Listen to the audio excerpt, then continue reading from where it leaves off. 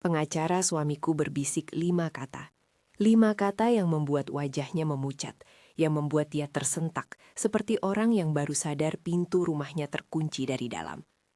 Kamu tanda tangan semua kewajiban. Aku tersenyum pelan saat mendengar itu. Di dalam kepalaku, seluruh rencana yang kutanam selama 3 tahun terakhir terurai seperti peta rahasia yang akhirnya dibaca nama-namanya satu persatu.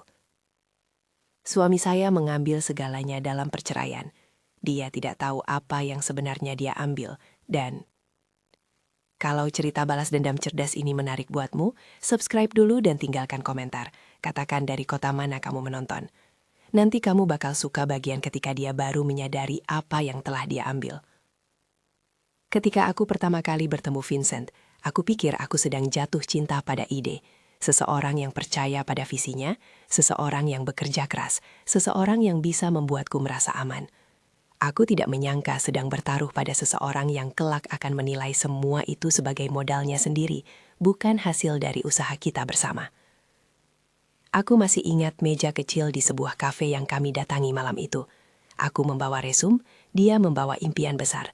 Aku penuh rencana yang tak selalu kuberitahukan, mencatat ide, menulis rencana pemasaran, merapikan draft kontrak lewat lampu meja yang remang. Vincent berbicara tentang kita, seperti itu adalah kata yang dia pakai untuk menggambarkan masa depan. Tidak ada yang pernah mengajarkanku bahwa kita bisa berubah menjadi kata lain, saya. Selama 11 tahun berikutnya, aku menjadi orang yang membuat mesin itu berjalan. Aku mengatur jadwal investor, mengurus keuangan operasi yang berantakan sebelum ada sistem, mengurus pelanggan yang marah, mengantarkan kopi pada rapat tengah malam. Sambil itu, aku membesarkan Tyler, yang pada saat itu masih kecil, dengan sabar membacakan cerita sampai dia tidur. Ada hal-hal yang tidak kelihatan di foto-foto yang orang lihat, kertas yang tersisa, tanda terima yang diselipkan di bawah tumpukan faktur, percakapan telepon yang kuterima pukul 2 pagi karena server offline. Vincent naik, lambat tapi pasti, presentasi demi presentasi, mitra demi mitra. Orang-orang memanggilnya CEO muda yang ambisius. Mereka melupakan perempuan di balik slide yang selalu memastikan angka-angka itu tidak salah. Aku tidak pernah meminta nama di atas kop surat. Itu bukan soal gengsi untukku, itu soal kepraktisan. Aku pikir jika dia sukses, kita semua akan sukses. Tyler akan memiliki sekolah yang baik, rumah yang hangat, tabungan yang aman. Perlahan, garis-garis kecil itu berubah menjadi jurang. Vincent mulai mengendalikan rekening.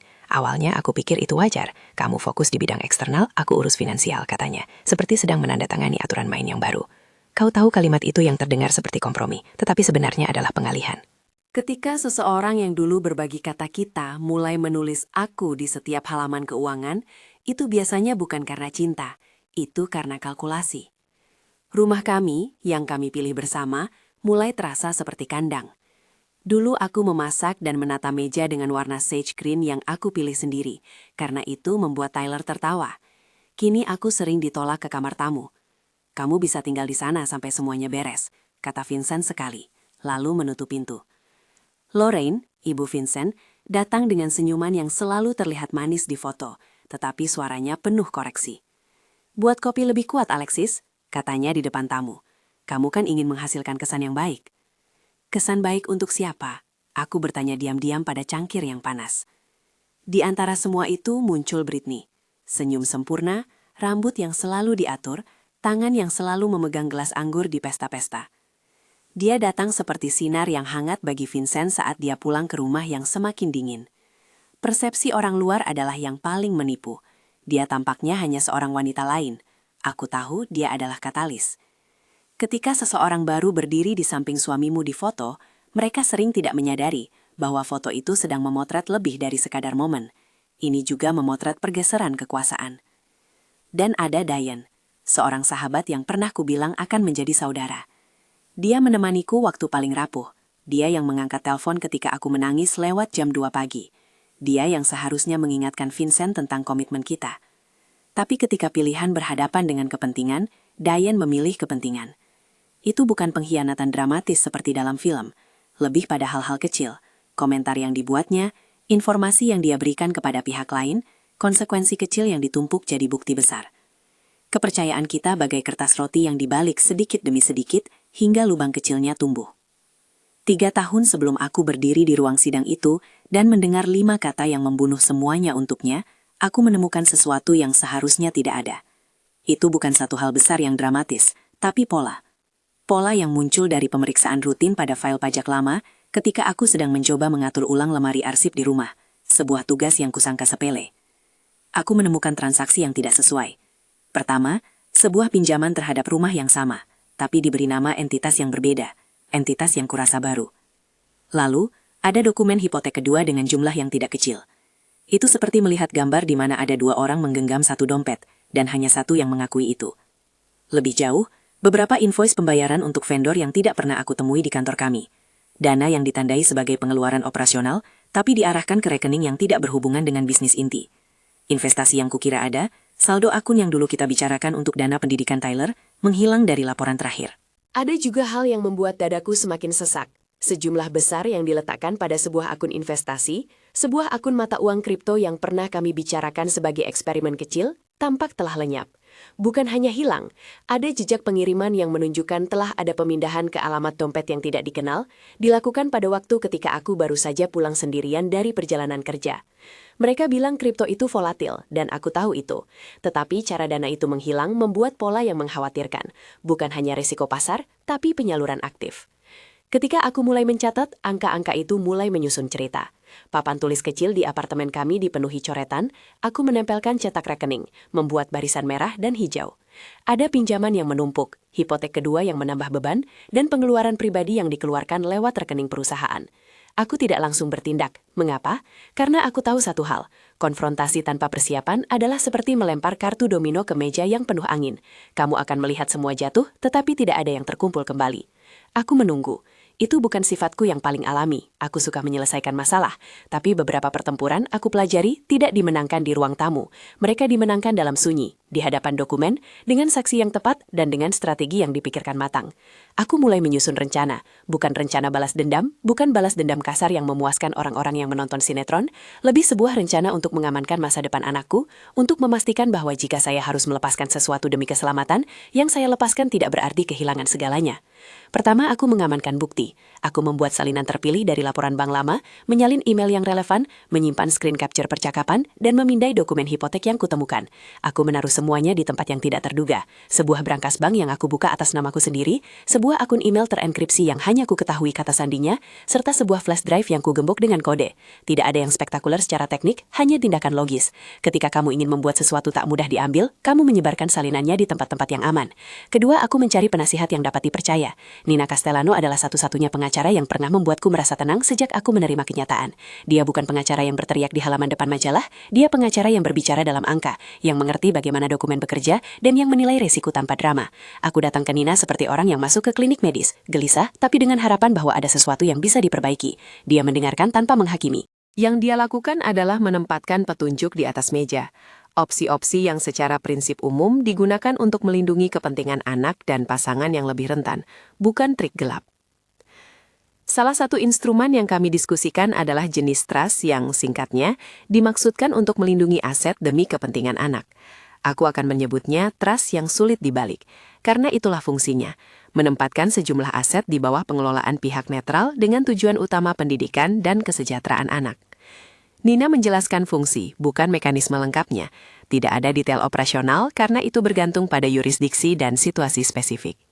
Yang penting bagiku adalah prinsipnya. Memastikan dana yang diperuntukkan bagi Tyler tidak menjadi taruhan yang bisa dipakai untuk melunasi kewajiban pribadi yang tidak seharusnya menimpa warisan anak. Kami juga membahas pensiun dan akun pensiun, yang seringkali terlupakan ketika perceraian terjadi. Ada beberapa jenis akun yang jika dikelola dengan tepat, memiliki perlindungan tertentu yang membuatnya tidak mudah disentuh sebagai aset likuid. Nina merekomendasikan meninjau apa yang bisa dilindungi tanpa memberikan saran yang mengklaim hasil pasti. Di luar perencana hukum, aku juga memanggil paman, adik ibuku, yang kebetulan akuntan. Dia duduk berjam-jam dengan laptopnya, menunjukkan pola pengeluaran yang bukan hanya salah tempat, tapi struktur yang disengaja dalam beberapa kasus.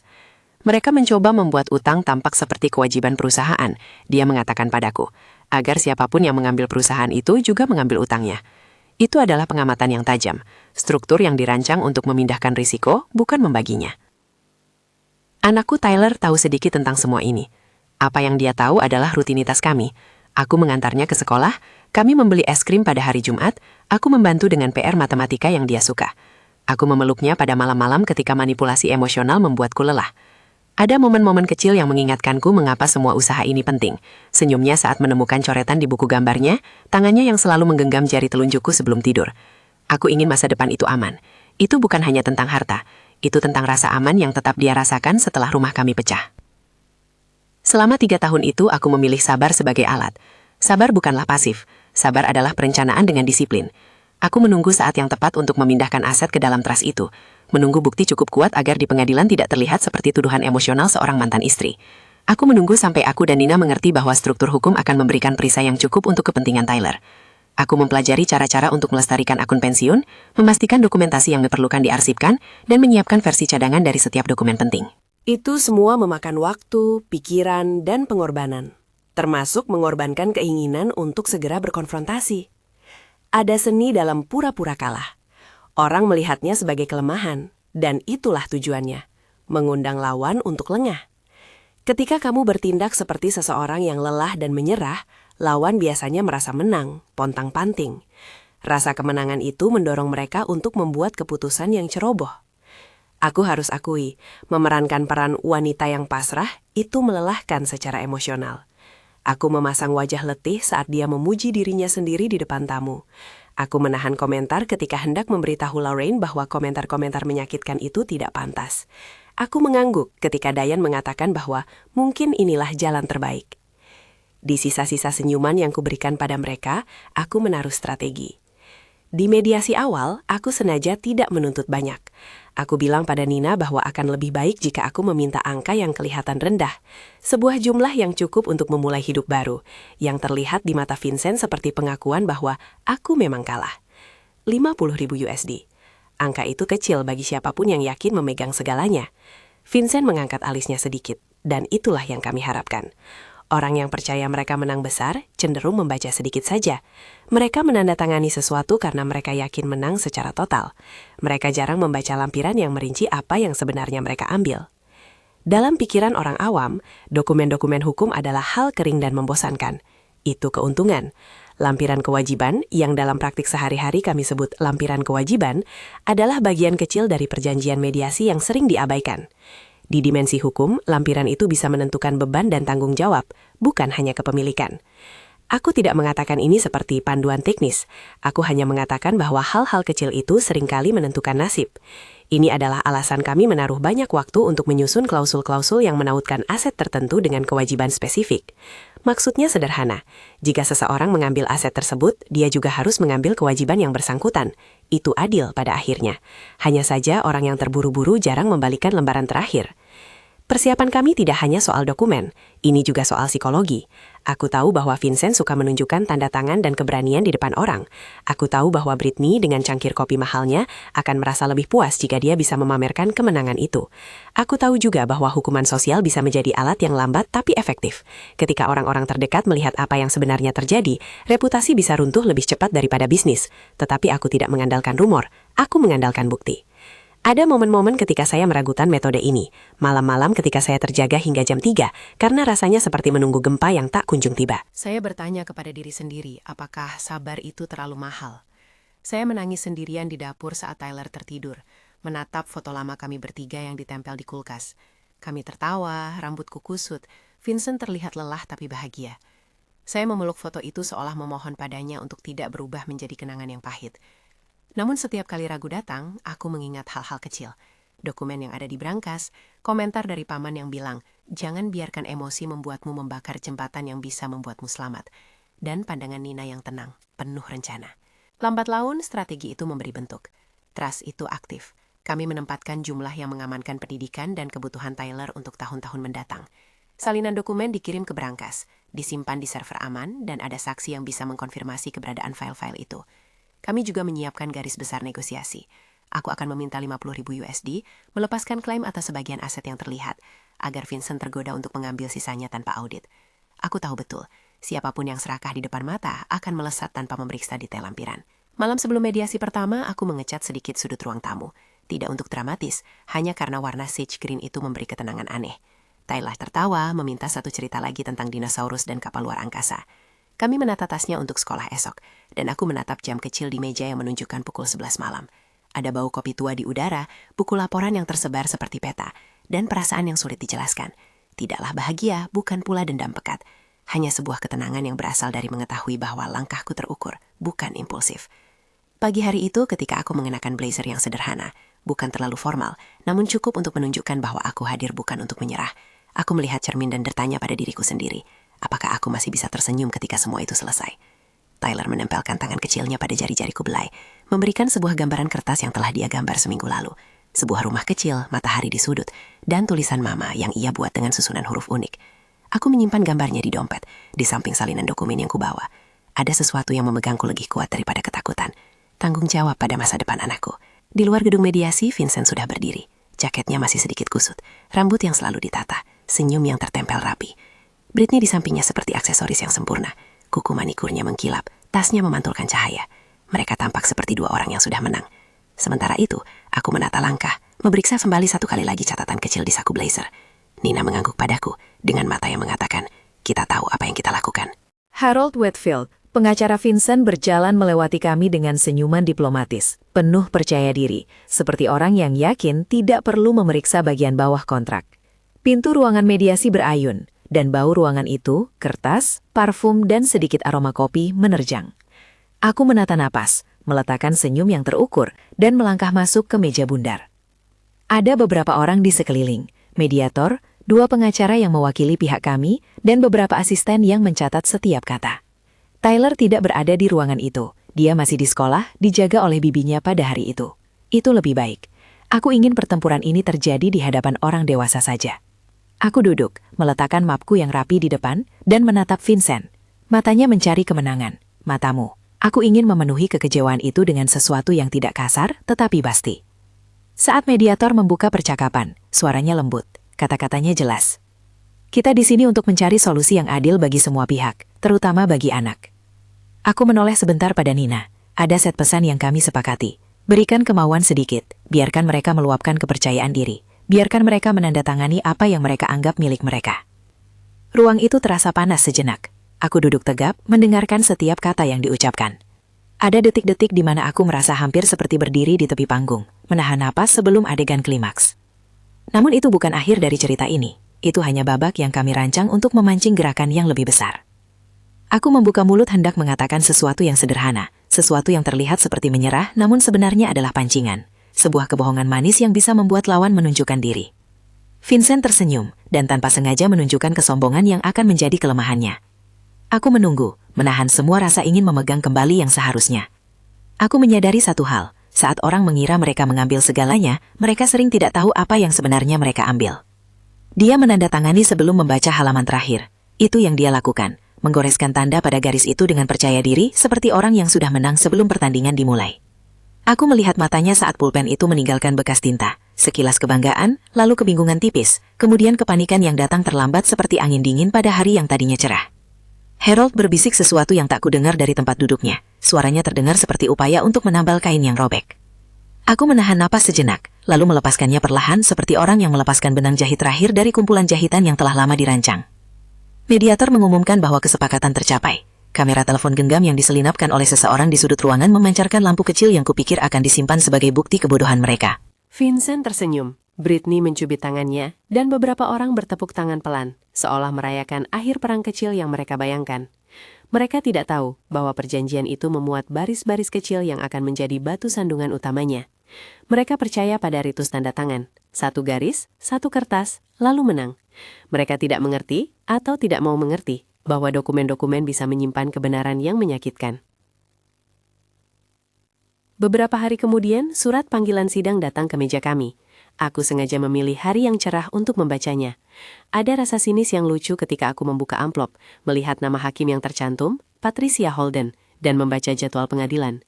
Itu akan menjadi satu adegan publik untuk sebuah perjanjian yang tampak privat. Nina mengatakan pada awalnya bahwa ini mungkin hanya formalitas. Harold mungkin akan mencoba menggugurkan sebagian lampiran, menegosiasikan ulang beberapa istilah. Tetapi ada satu hal yang kami tahu, Jika ada yang mengetuk pintu itu dari sisi kami, bukti yang lengkap dan saksi yang terpercaya, kenyataan cenderung mengikuti istilah yang tertulis.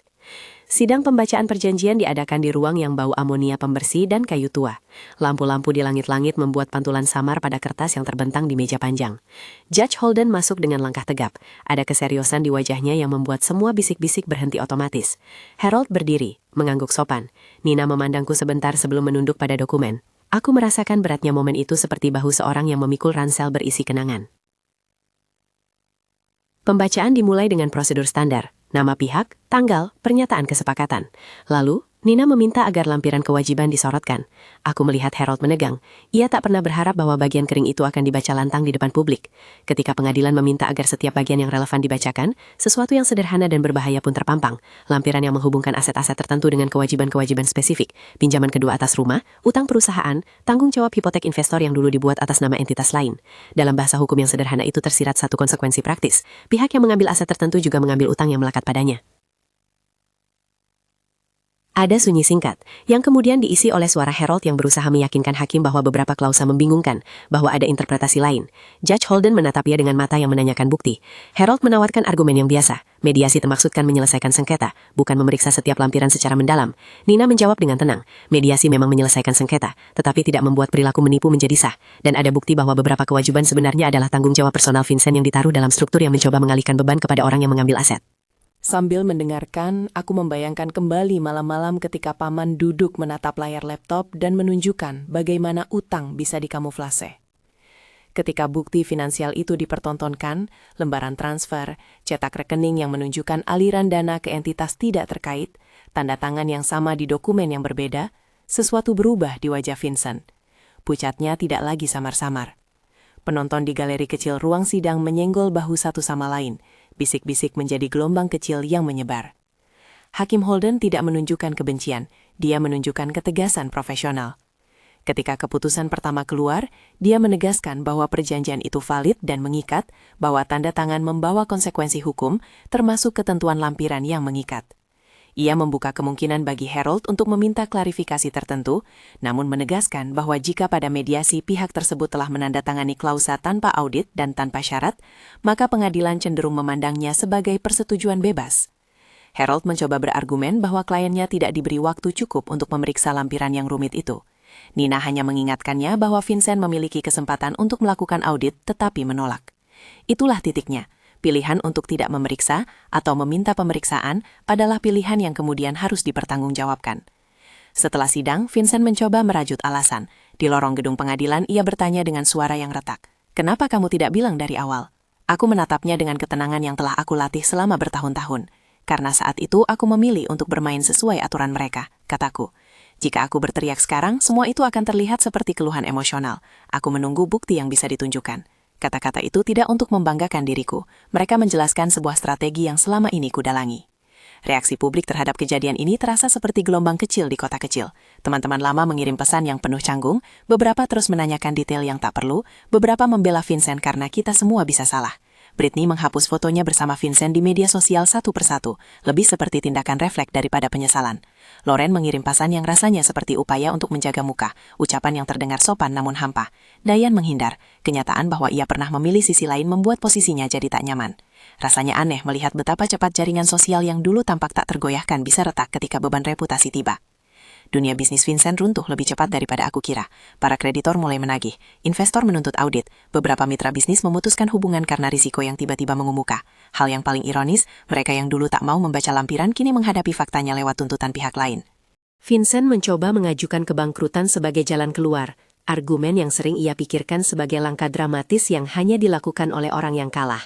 Tapi, kebangkrutan bukanlah tongkat ajaib. Banyak utang yang tidak dapat dihapuskan.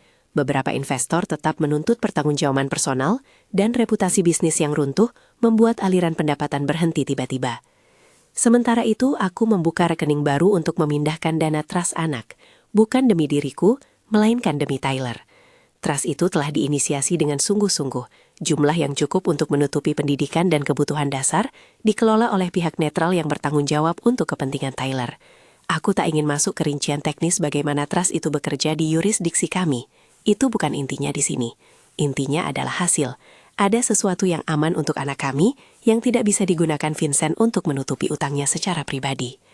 Membayangkan Tyler bisa memiliki sekolah yang ia butuhkan, membuat dada ini lega, bukan sombong.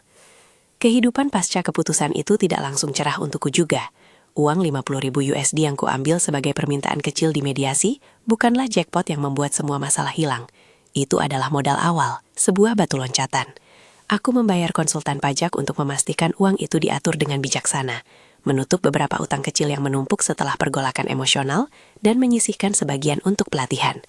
Aku memutuskan untuk mengikuti kursus desain interior, sesuatu yang selama ini kubayangkan pada malam-malam penuh inspirasi saat memandang ruang kecil kami, saat kutata warna sage green di dinding kami. Kulitku terasa kering di awal, penuh kecanggungan memasuki dunia yang penuh estetika dan klien, tetapi ada pula kegembiraan yang lembut saat aku merasakan kemampuan ini sebagai sesuatu yang baru dan nyata. Proses membangun kembali itu mirip merajut kebun di lahan yang direnggut badai. Pertama, aku membersihkan reruntuhan, mengganti gorden yang berbau ketegangan, menyapu puing-puing kata-kata buruk yang terucap di antara kami, membuang barang-barang yang mengingatkan pada trauma. Lalu aku menata kembali, pohon kecil di sudut, rak buku yang kususun ulang, warna sage green yang kembali menghiasi satu dinding kecil di ruang tamu. Tyler membantu menempelkan stiker dinosaurus pada vase bunga, dan tawa kecilnya seperti benang pengikat yang menenangkan. Klien pertamaku, Sandra, datang melalui seorang teman lama. Ia mencari bantuan untuk merenovasi ruang tamu yang suram setelah suaminya pindah keluar. Aku ingat hari ketika ia masuk ke rumah itu membawa secangkir kopi, menatap sekeliling seperti seseorang yang takut pada bayangannya sendiri. Kami berbicara lama tentang fungsi ruang, bukan hanya estetika, tetapi bagaimana ruang itu bisa memeluk dan mendukung kehidupan orang yang tinggal di dalamnya. Ketika Sandra melihat desain pertama, matanya berkaca-kaca. Ia menggenggam tanganku dan bilang, "Kamu membuat rumah terasa seperti tempat berlindung lagi." Itu bukan pujian kosong. Itu adalah pengakuan bahwa pekerjaan kecilku bisa memperbaiki kehidupan nyata. Perjalanan itu juga membawa pelajaran-pelajaran sosial yang tak kalah berat. Diane mencoba meminta maaf lewat pesan panjang yang berlebihan, menjelaskan alasannya, ketakutan, tekanan sosial, ketidaktahuan. Aku membalas dengan 2 kata sederhana. Aku mengerti. Bukan karena aku sepenuhnya memaafkan segala hal, tetapi karena aku memilih keluar dari peran korban yang terus menuntut. Hubungan yang sempat luka mungkin akan pulih dengan waktu, atau mungkin tidak. Aku tidak lagi bergantung pada persetujuan orang lain untuk mendefinisikan kebahagiaanku. Loren menghubungi melalui telepon beberapa kali dalam keadaan panik, meminta bantuan jaringan yang dulu ia anggap dapat mengandalkan, tetapi kini yang ia butuhkan adalah rasa hormat orang lain yang terseok. Ia harus melihat anaknya menanggung konsekuensi dari pilihannya sendiri untuk mengendalikan. Ia datang kepikiran seperti cermin, bagaimana orang tua yang ingin menolong anaknya bisa malah menjadi katalis penyalahgunaan kekuasaan. Aku tidak membenci Loren, aku mengakui kecewa. Pada akhirnya, aku lebih memilih jarak yang sopan daripada pertengkaran tanpa akhir. Vincent muncul sekali atau 2 kali di pintu Tyler, mencoba menjalin kembali hubungan dengan nada yang samar-samar meminta maaf. Tyler menatapnya dengan mata yang lebih dewasa dari usianya, membawa beban yang tak pantas untuk bocah seusianya. Aku berdiri di sampingnya, bukan untuk menghalangi, melainkan untuk menunggu tanda bahwa ini adalah permintaan yang tulus, bukan strategi perbaikan reputasi. Tyler berhak memilih bagaimana ia ingin menjalin hubungan itu. Suatu malam ia bertanya, "Mama, apakah Papa masih sayang?" Aku menjawab singkat, dengan ketulusan yang sederhana. Aku tidak tahu apa yang ada di hatinya, tapi aku tahu aku di sini untukmu, selalu.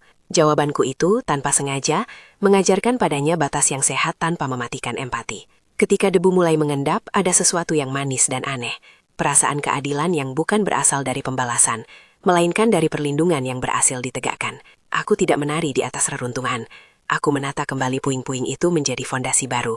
Vincent menghadapi konsekuensi yang masuk akal terhadap pilihan-pilihannya. Ia kehilangan sebagian besar tuntutan finansial yang pernah ia banggakan. Ia mencoba membangun kembali, tetapi reputasi yang pecah sulit disambung kembali. Brittany pergi tanpa banyak drama. Itu terlihat seperti sebuah keputusan praktis, bukan tragedi romantis. Kehilangan itu bukan alasan untuk kegembiraan. Itu adalah pengingat bahwa pilihan membawa hasil. Dalam perjalananku, aku belajar menghargai hal-hal kecil. Kebebasan untuk memutuskan jam tidurku, waktu untuk membaca buku yang kuinginkan, kebahagiaan sederhana ketika Tyler pulang dari sekolah dan langsung memelukku. Ada pula rasa damai ketika aku menutup brankas bank dan tahu bahwa salinan-salinan itu ada di tempat aman. Bahwa rencana yang kujalankan bukanlah tipu muslihat, melainkan upaya perlindungan yang rasional. Semua itu memberikanku kekuatan, bukan untuk menghancurkan, tetapi untuk melindungi. Seiring waktu, pekerjaan desain interiorku berkembang perlahan. Klien datang dengan cerita mereka sendiri, orang-orang yang juga kehilangan, yang ingin memulai ulang, yang membutuhkan ruang yang menyembuhkan.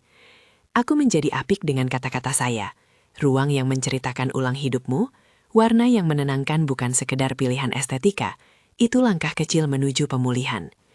Tyler bangga melihat ibunya di tempat kerja, menempelkan stiker pada laptop, memegang brosur ketika aku membawanya ke pertemuan klien.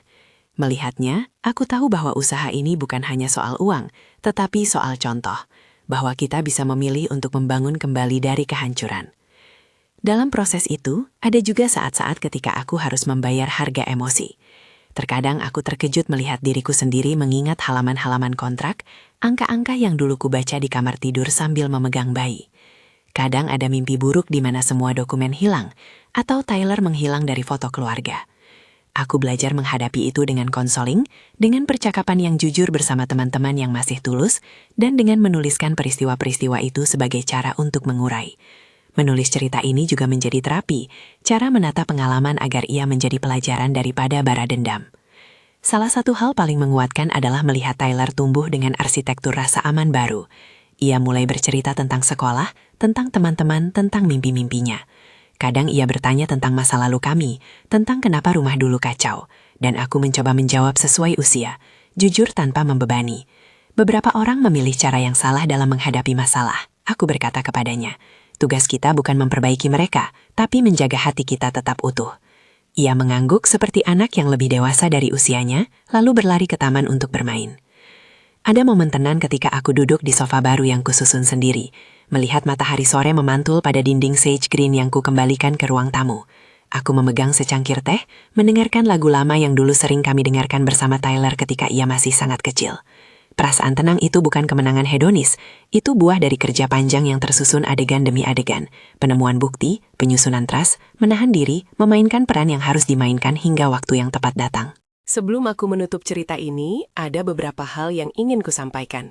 Bukan sebagai panduan hukum, aku bukan pengganti pengacara, melainkan sebagai catatan pengalaman yang mungkin berguna bagi siapapun yang mendengarkan. Dokumentasikan hal-hal penting. Percayakan nasihat pada orang yang profesional dan tenang. Pertimbangkan masa depan anak dalam setiap keputusan. Dan jangan anggap remeh bagian-bagian kecil pada dokumen. Yang paling penting, jangan biarkan rasa malu atau ego membuatmu mengambil keputusan gegabah. Sabar yang terencana seringkali lebih efektif daripada ledakan emosi. Aku tidak mencari balas dendam. Jika ada, itu adalah bentuk balas yang lembut, memberi masa depan yang damai bagi anakku dan memperbaiki hidupku sendiri. Satu hal yang selalu kukatakan pada diri sendiri di malam-malam sulit, keadilan yang baik tidak memerlukan api. Ia membutuhkan cahaya, konsistensi, dan dokumen yang tersusun rapi. Suami saya mengambil segalanya dalam perceraian. Dia tidak tahu apa yang sebenarnya dia ambil, dan menjadi judul yang tak hanya menggema di layar smartphone, tetapi juga pengingat bahwa sebanyak apapun yang diambil seseorang, masih ada hal-hal yang tak bisa diambil. Martabat yang dipertahankan, anak yang dicintai, dan rencana yang disiapkan dengan hati-hati. Jika kamu punya pengalaman serupa atau ingin bertanya soal emosional tentang apa yang harus dilakukan setelah perceraian, bukan saran hukum, tinggalkan komentar di bawah. Atu membaca setiap cerita dan seringkali kisah-kisah itu mengingatkanku bahwa di balik kertas hukum ada kehidupan nyata yang perlu dilindungi. Dan kalau kamu ingin mendengar cerita lain tentang orang yang memulai ulang hidup mereka setelah kehancuran, klik video ini di akhir. Aku akan menunggu di sana untuk berbagi lebih banyak. Terima kasih sudah mengikuti sampai akhir. Aku pulang malam itu dengan perasaan yang berbeda, bukan kemenangan yang ingin dipamerkan, tapi rasa lega yang jernih. Seperti ketika kamu menutup pintu lalu tahu bahwa ada tempat aman di baliknya. Tyler menungguku di depan pintu dengan jaket kecilnya, tersenyum, dan aku sadar bahwa segala keputusan yang kubuat, dengan kesabaran, bukti, dan sedikit keberanian untuk tampak kalah pada awalnya, adalah untuk senyum itu. Itu sudah cukup.